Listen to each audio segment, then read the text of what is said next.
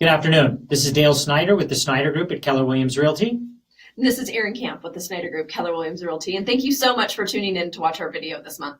Yeah, excellent. So the topic of the discussion today is I have a home that we need to sell in order to purchase what we're looking to purchase. Right, so we call that a contingent sale in our market, and this is really a hot topic right now. And I'm personally going through it myself, and have negotiated through. Well, Erin's negotiated through getting our offer accepted here over the last week or so. So, Erin, let's jump right in. So, this is from a buyer's standpoint, by the way. So where do we start? How do we answer these questions or help educate the potential clients or consumers that are interested in doing this? You bet, you bet. So this is actually a really hot topic. We have several clients going through this. Our very first step is to find out what your home is currently worth. We know in the real estate market being as hot as it is in Las Vegas right now, we need to be at the top of our game. So our first step is really going to be to look at your home and find out the equity that we have in it, as well as what are the days on market for your home. Do you have a home that we know without a doubt we can have an offer, if not multiple, within the first week? Or are we looking at maybe pressing the market a little bit, and it may take us several weeks, if not maybe even 30, 40 days to get an offer on your home? Yeah. That's what's going to set that bar to know what our timeline is going to be. Yeah, gotcha. And I would say to piggyback on that, the first step for my wife and myself was to talk to our lender, right? Because we needed to find out where our ratios were to see what we can qualify for, because we upsized, right? So the conventional loan versus a jumbo loan, the back end debt to income ratios are different.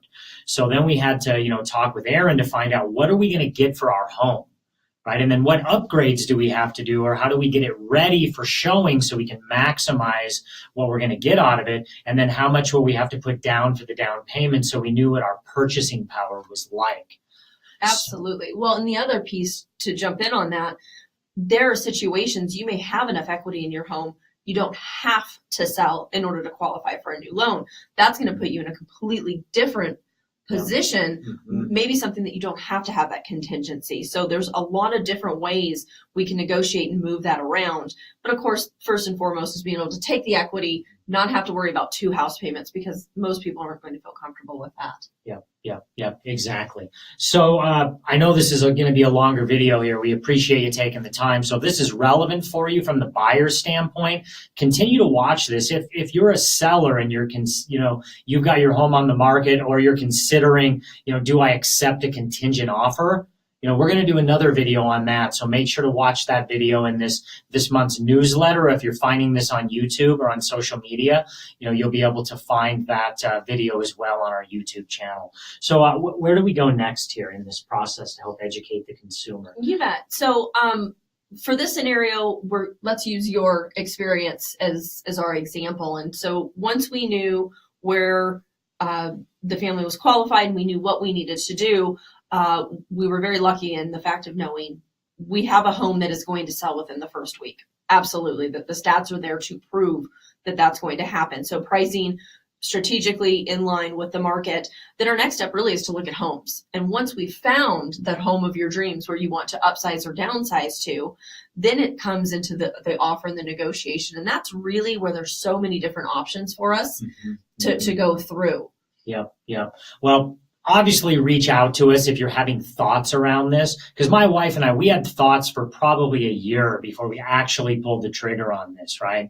So one of the components for us that made a lot of sense was what we're buying up into is a market where all the new construction in the Vistas and the Paseos of Summerlin is competing with the older resales in the Vistas and in the other zip codes of Summerlin. So when we looked at the pricing at the peak and at the low of the market, there is a greater value right now in buying around 500 to 600,000 resales, because the resales are having to price lower in order to compete with the new construction. Whereas our home, we're able to get a much higher premium for it than what the home is that we're currently buying. So that's something we're going to want to dialogue through with you to find out what specific communities are you interested in, and let's look at the pricing to see where the greatest value is, right?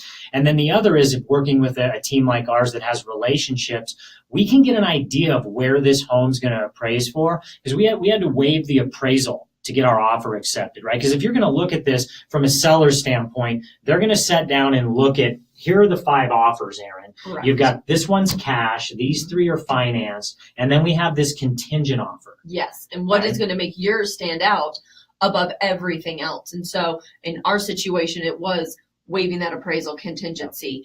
It could be offering a guaranteed 5, 10, 20,000, maybe above the appraised value if you don't feel comfortable waiving it exclusively. Yep. But the biggest thing as a buyer is, what are you going to offer to that seller to make you stand out and stand apart, to make this worthwhile? Because you have to understand, they have probably other offers that are going to guarantee close, as close as guarantee can be in the real estate industry, in probably the next 30 to 40 days. So if they have to wait an additional 30 to 40 days for your home to close, even though we're simultaneously closing, there has to be a little bit more in the game for them to make this pique their interest. Yeah.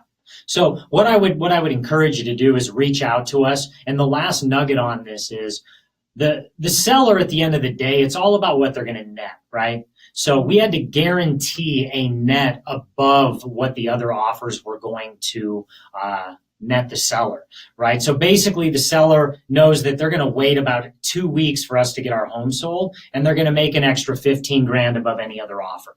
So 15 grand for 2 weeks, right? That was the kicker. And there were a couple other little nuances inside there that we can go over with you, when the time comes. So if you're considering selling your home and you want to move up or move down and you're unsure of what to do, reach out to us. Right? We'd love to be of resource to you so you can make an informed decision. This is Dale Snyder with the Snyder Group. And Erin Camp, thank you so much for tuning in. We look forward to talking with you soon. Yep. Have a great day. Make sure to share this information with anybody that might find value in it. Have a fantastic day.